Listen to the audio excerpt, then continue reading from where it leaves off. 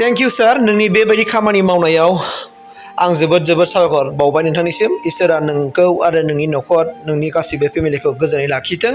नोंनि बेबायदि गिदिर मोनसे कन्ट्रिबिउसन होनायनि थाखाय जाय न'खरा दिनै गोरिबनि थाखाय गोजौ सोलोंथाइ लानो सानबाबो हायाखैमोन बेखौ मदद होनायनि थाखाय लोगोफोर नोंथांमोननि गेजेराव दिनै आं लानानै फैबाय नोंथांमोनाथ' नुखाबाय जानांगौ बे जाबाय मा डक्टर बिरहासगिरि बसुमतारीनि मोनसे गेदेर हाबाफारि बिथाङा जाबाय मा बिजिनि फरायसालिमानि गोरायुं आरो बे बिजिनि हालामनिनो जेनेखि बिजिनि लाबदांगुरि गामिनि सासे अनजालि बिनानाव करिश्मा ब्रह्मआ दिनै हायार सेकेन्डारिखौ बियो 80% लानानै पास जादोंमोन नाथाय दिनै एडमिसन लानायनि बेलायाव दिनै बिनि न'खराव प्रब्लेम नुजादों होननानै बुंदों दिनै एडमिसन लानो थाखाय बिहा फैसा गैया दा बेखौ दिनै मिथिनानै बिजिनि फरायसालिमानि गोरायुं डक्टर बिरहासगिरि बसुमतारी सारा करिश्मा ब्रह्म बिनानावखौ एडमिसन लानायनि मुङै 4,000 रांखौ माने गथायबाय होननानै बुंदों आरो लोगोसेनो MA सिम फरायनायनि दायथ'खौ बिथां सारानो लादों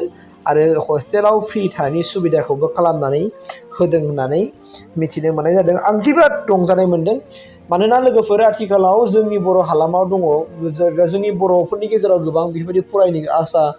आरो दङ नाथाय न'खराव गोरिब आरो थाखा फैसा दिहुननानै होनो हाया बिमा बिफाफ्रा फारसेथिं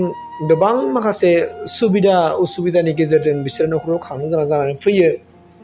दा आं बेखौनो खावलायनो लुबैदों कि जोंनि बर' हारिनि गेजेराव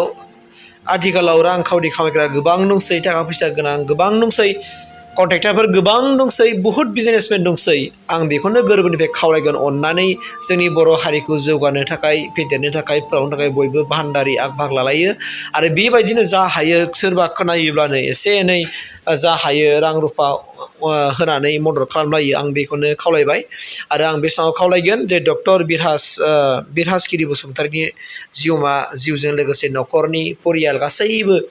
आलो गोजोनै सुखु गोजोनै संसार जालांनो हाथों इसोरा बिथांखौ मदद खालामदों आरो बिनिफ्राय साबसिन हामसिन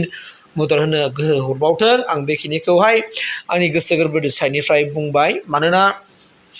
आथिखालाव जों नुखाबाय गोबां बेफोरबायदि गोलैसोनानै दङ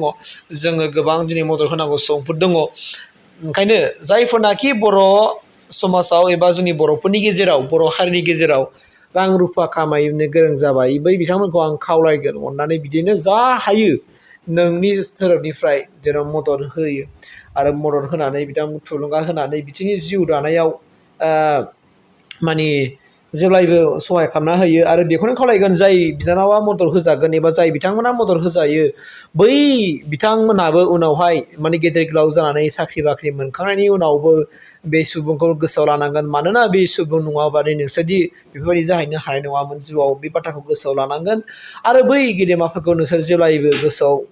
बिसोरनि अननायखौ नोंसोर जेब्लायबो मदद खालामनायखौ गोसोआव दोनबाय थानांगोन मानोना आदान प्रदान जानांगोन दिनै नोंखौ जाय मदद खालामदों बेखौ नोङो उननि समावबो नायफिननो हानाय बे केसा नोंबो थानांगोन ओंखायनो बिनानाव करिश्मा